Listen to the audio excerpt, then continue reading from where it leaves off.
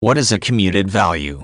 Commuted value is a term that is often applied to the strategy of financial planning, in particular to the management of pension plans. The term has to do with the net present value that is associated with the funds that are maintained in the plan. Identifying the commuted value is important, since doing so makes it possible for fund managers to understand how much money must be allocated to the pension plan now and lock in at specific rates of interest in order to provide adequate payouts to plan members at various points in the future.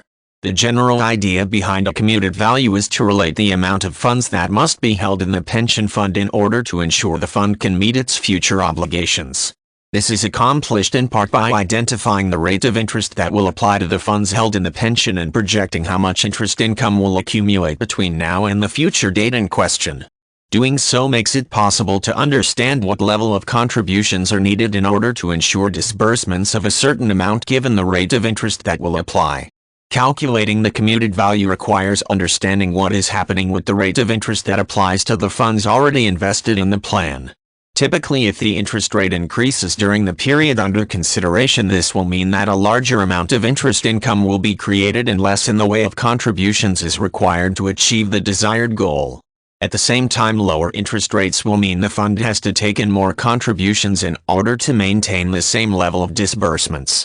Determining the commuted value is somewhat easier when the investments that are made on behalf of the fund are primarily equipped with fixed returns of some sort.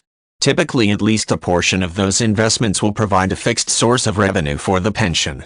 In addition, fund administrators may also choose to invest in holdings that provide some sort of variable return, hopefully one that is considered in line with the level of risk or volatility associated with that particular asset.